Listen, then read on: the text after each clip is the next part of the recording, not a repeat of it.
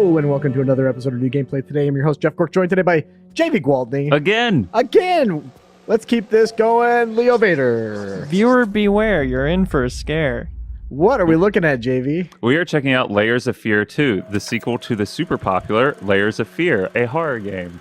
All right. It was like a crowd-funded... Basically, it was one of those games that got crowd-funded after PT. That whole saga with PT fell through, and it built up like a reputation for being, ooh, this is actually PT, the PT we want. Nice. So, you know, very beautiful graphics, horror, first-person gameplay, that sort of thing. Spooky. Yeah, and it was in a haunted house. This one... Yeah? Is you don't have to play the first one to play this one, and it takes place on a cruise ship. A cruise ship? Yeah. And that's where you are right now? Yeah, apparently. Yes, that is where we are right now. Yeah. And spooky things happen. What the heck? So, And so that person, they're just turning around. They're like, that'll happen. I mean, my house is haunted. I react to the hauntings like that. It's fine. You just get used to it after a while. So they came in the office and showed you this firsthand, is that correct? They, Bloober made the trip down here, and they showed us about 30 minutes of gameplay. 30 wonderful minutes. Is this at 30 minutes, or is this a different slice? No, this is the same slice. Okay. Yeah. Cool. But obviously, like, as you can see, we're collecting things around in the environment. It's very puzzly. Okay. You know, so it's not just like, oh, you're wandering around, like, interacting with things you actually have to do. Put the mouth on the mouth. Yeah, put the mouth on the mouth, exactly. Smart. Little scum, you were always bad luck. A blight upon this family. I don't know why they have to come at JV directly. What do I get in return? Rude. A little gratitude? A little heart? Is that too much to ask? So, having not played Layers of Fear, JV, what's going on with this crash test dummy aesthetic? I don't know, because that wasn't in the first game. Ah. The first game was very much about painterly motifs. So you were in, like, a deranged painter's haunted house. Okay. So you just had, like, a bunch of, like, spooky paintings and, like, a dollhouse and creepy dolls. This one... the gist of it is that you're an actor who shows up on this cruise, working for a director. A director has lured you here, and the director's voice is played by Tony Todd, who is the Candyman. The Candyman? The Candyman. Interesting. Yeah. And he's just making you do a bunch of weird stuff. Okay. Scary, spooky stuff. It's not clear whether or not you're hallucinating or this is stuff that he's doing. But that is the general conceit. That is what they told me. Okay. Was there anything clever about the story that surprised you? I mean, it was one of those things where I didn't really get, like, that much of the main story. It was very much, this demo is very much focused on, like, atmosphere and puzzles and stuff. I did, unlike the first Layers of Fear, there is a choice sort of mechanic in this game, where at certain points you'll make a choice that will affect your ending, and there'll be a new game plus that will also have its own ending. So you basically, it's a game with a lot of endings that depend on your choices. So that's kind of cool that they're adding a little bit more interactivity with that. The choice that I saw in my demo involved you choosing to shoot one between, like, making choice to shoot, like, one dummy or the other. Okay.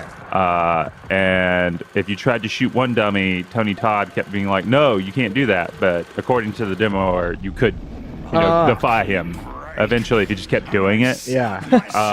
Did the dummy bleed? No, the dummy he shot flew against the wall hilariously and bounced. Was that the intended effect? I think it was the intended effect. It was animated. It was not a ragdoll thing. Huh. Yeah. It was a choice. It was a deliberate choice. Okay. Big laugh moment. Yeah. That's all you? Forever. But yeah. I mean, this is the next game from the guys who did Layers of Fear and Observer. Did you like those games? I liked Observer a lot. Like, it was one of my favorite games of last year. Layers of Fear I wasn't as hot on. Like, I don't dislike it, I appreciate it, but it feels like I came to that party a little too late, if that makes sense. Yeah. It's very much a game that came out and the streamers all loved it because it was good for jump scare gotcha sort of stuff. Yeah, yeah. And I feel like this is kind of like sort of the same hat but with more puzzles involved. And I'm hoping that makes it a more enjoyable experience because it felt like it was a haunted house game, obviously. Oh, yeah, we're in another section now in a kitchen. But it was a haunted house experience, but it didn't feel like necessarily. It felt like a haunted house at like a fair, like a county fair, where like, oh, here's the thing. Yeah. The guy jumps out of the shadows. Ooh, we move on to the next bit. Yeah. So I'm really hoping, and the demo did showcase stuff like this. Like this is a puzzle we're about to watch that riffs on the Wizard of Oz. So that's kind of interesting, and I'm hoping there's more of that or more of this than just sort of being like feeling like you're on a theme park ride, because I don't really go for those games anymore. I don't really like just sort of like the House of Spooks or like just stuff like that. It's not interesting. If I'm gonna do that, I'd rather watch a movie. Yeah, and I understand that this setting is a little fantastical, but we're still on a cruise ship, right? Right, we're still on a cruise ship. At any point in the demo, did you see anything that reinforced the idea that you were on a cruise ship? Yeah, we went through cabins and stuff, but it's clearly a space that that changes somehow. It's not clear if this is in your brain, if it's like a literal space that's changing around you. Right. But it's definitely this cruise ship can be whatever like the developers want it to be. Yeah. With all of the great stuff and the kind of dumb stuff that goes involved. Is it in dry dock or are the seas incredibly calm right now? I think the seas are incredibly calm, is my understanding. Did you see any kind of rocking back and forth during the demo? Not that would be caused by the ocean. What is it? Whoa. I do like this. That looks awesome. This stop motion looking thing. It's not stop motion, actually. They made it mimic stop motion. Yeah, it's like Leo's favorite band, Tool, one of their music videos. Is that really Leo? Is that really your favorite band? Yes. I like. Is that good, Cork? Is that what you want me to say? I like Tool too. Yeah. Oh. You guys can talk about it off mic. Yeah, Stink Test Fist. my knowledge. That's a great one. Yeah. So you're saying this isn't really stop motion? No, it's not really stop motion. They mimicked it, right? Yeah, that's really cool looking. Yeah. It's very pretty overall. Yeah, it's very pretty. The first one was super pretty too. It came out and I think that's what got people really into it was that it didn't quite match like the graphics of PT, but at the time it was like, ooh, this is pretty close. Yeah. Because PT, I don't know if you guys have gone back and played that. That game still looks really good. It's borderline photorealistic. Yeah, it's shocking how good that looks. Hey, JV, I'd like to, but... Oh, yeah. Is that a sore spot? Yeah. Did your PS4 die? No, I had it downloaded, but now you can't re-download it. Play it in dreams. Yeah. People have made it in dreams. Yeah? Yeah. I like that a lot. That effect is really neat. Yeah, that effect's neat. I like it. Do you know of any plans for VR for this? I don't think there are any plans for VR. I think that might literally stop people's hearts. Yeah. It's probably safest. Great.